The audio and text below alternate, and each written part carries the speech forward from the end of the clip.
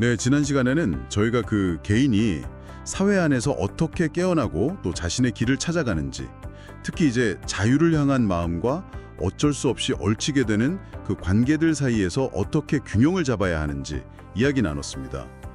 챕터 25에서 27까지 내용이었죠. 오늘은 그 이야기의 연장선인데요. 인간을 성장하게 하는 그 근본적인 힘은 뭘까? 그리고 작가가 이 책 전체를 통해서 우리에게 진짜 하고 싶은 말은 뭘까? 이 부분을 좀 파헤쳐 보려고 합니다. 챕터 28부터 마지막 30장까지, 그리고 어쩌면 책 전체의 핵심까지요. 자, 그럼 챕터 28장부터 시작해 볼까요? 여기서 작가는 인간 성장에 아주 중요한 두 쌍의 날개가 있다고 말하는데요. 주체성과 총체성, 그리고 지성과 감성.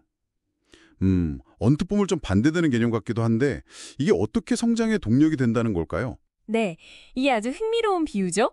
먼저 주체성은 뭐랄까 독립적인 나로서 스스로 판단하고 행동하려는 힘, 자유를 추구하는 경향성이에요. 아, 네네. 그리고 이걸 뒷받침하는 게 바로 객관적이고 분석적인 사고 능력, 즉 지성인 거죠. 그 스파이럴 다이나믹스 이론 아시죠? 거기서 보면 약간 따뜻한 색계열, 빨강이나 주황처럼 개인의 힘이나 성취를 중요하게 여기는 단계들과 좀 연결해 볼 수 있습니다.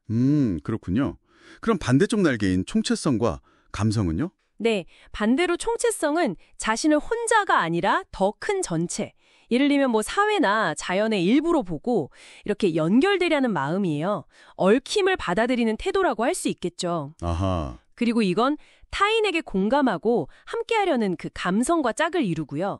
스파이럴 다이나믹스에서는 공동체나 관계를 중시하는 좀 차가운 색계열, 파랑이나 녹색 단계와 관련이 깊다고 볼 수 있겠습니다. 아, 그러니까 이게 단순히 대립하는 게 아니라 새의 양날개처럼 균형이 필요하다. 이런 의미군요. 네, 맞습니다. 핵심은 그거예요. 근데 사실 실제 살다 보면 이 둘, 예를 들어서 나의 자유, 즉 주체성이랑 공동체가 요구하는 것, 총체성이 좀 부딪히는 경우가 많잖아요.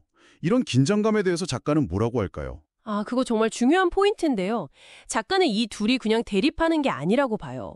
오히려 서로 영향을 주면서 같이 커나가는 관계라는 거죠. 같이 커나간다. 네, 마치 그 시계추 아시죠? 왔다 갔다 하면서 스스로 균형점을 찾아가는 과정, 그 과정 자체가 성숙이라는 겁니다. 그러니까 지성으로 세상을 좀 명확하게 보고 동시에 감성으로 그 안에서 우리가 어떻게 같이 살아가야 할지 느끼면서 실천하는 힘을 얻는 거죠. 어느 한쪽으로만 확 쏠리면 온전한 성장이 어렵다. 이런 통찰인 것 같아요. 아, 그렇군요. 지성과 감성, 그리고 주체성과 총체성, 이 네 가지가 조화롭게 작동할 때 챕터 29에서 말하는 것처럼 의식이나 영성도 한 단계 더 이렇게 비상할 수 있다. 이런 맥락이네요.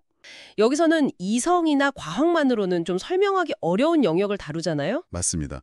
의식, 영성 이런 주제들이죠. 요즘 보면 명상도 많이 하고 또 SBNR이라고 해서 종교는 없지만 영적인 사람들이 늘어나는 현상이랑도 좀 연결되지 않나 싶어요. 정확히 보셨어요. 이게 뭘 의미하냐면 우리가 지성만 가지고는 이 세상이나 우리 자신을 온전히 이해할 수는 없다는 걸 점점 더 많은 사람들이 느끼고 있다는 거죠.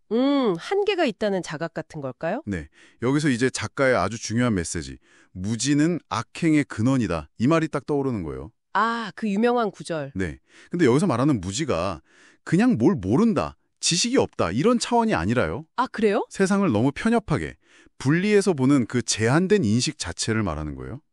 이런 좁은 시야가 개인이나 사회를 잘못된 길로 끌고 갈 수 있다 이런 경고죠. 와, 무섭네요. 세상을 좁게 보는 태도가 문제다. 그렇죠. 그래서 의식의 확장이란 건 바로 이 편협한 무지 상태에서 벗어나서 더 넓고 통합적인 시야를 갖게 되는 과정이라고 할 수 있습니다.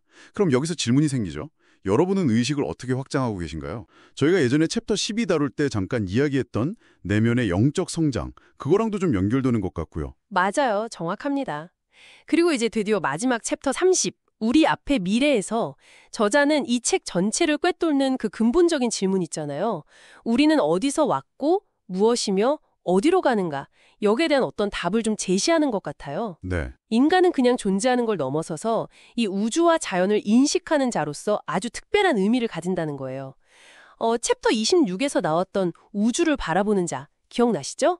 그걸 좀 더 확장한 개념이라고 볼 수 있습니다. 아, 우주를 인식하는 존재로서의 인간. 네, 이걸 약간 고대의 지혜인 카발라의 생명나무에 비유하기도 하는데요. 좀 복잡하긴 하지만 핵심만 말하자면 마치 우주 자체가 인간이라는 존재를 통해서 스스로를 알아가고 경험하려는 거대한 과정 속에 우리가 있다는 관점이에요. 우주가 우리를 통해 스스로를 알아간다. 흥미롭네요. 그렇죠. 물질에서 생명으로 또 거기서 의식으로 이렇게 진화해온 것처럼 인간은 이 모든 과정을 통합적으로 이해하고 다음 단계의 성장을 이끌어야 할 좀 독특한 위치에 있다는 겁니다. 그런 과업이 우리에게 주어졌다는 거죠. 결국 작가가 하고 싶은 말은 우리가 지금 겪고 있는 여러 혼란이나 위기를 넘어서려면 예전처럼 그냥 앞만 보고 막 달리는 그런 선형적인 발전 관점에서 좀 벗어나야 한다. 이런 거군요. 네, 맞습니다. 챕터 24에서 선에서 원으로 라는 표현도 나왔었잖아요. 세상을 좀 더 통합적으로, 순환적인 관점으로 바라보는 그런 성숙한 의식이 필요하다. 뭐 이렇게 들리네요. 절약합니다. 이 네 가지 요소, 그러니까 주체성과 총체성, 지성과 감성은 결국 성장을 위한 어떤 필수 도구 세트 같은 거예요.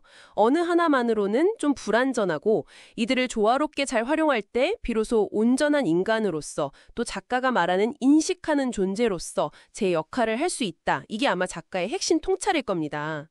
자, 그럼 이 모든 논의가 결국 도달하는 마지막 챕터 30. 특히 저희가 전에 얘기했던 그 사회의 붕괴 위기 이런 거 앞에서는 우리가 어떤 자세를 가져야 한다고 말하나요? 작가는 미래가 불확실하고 어쩌면 위기가 올 수도 있지만 그 앞에서 제일 중요한 건 막 조급하게 뭘 하려고 하기보다는요. 네. 자연의 질서랄까?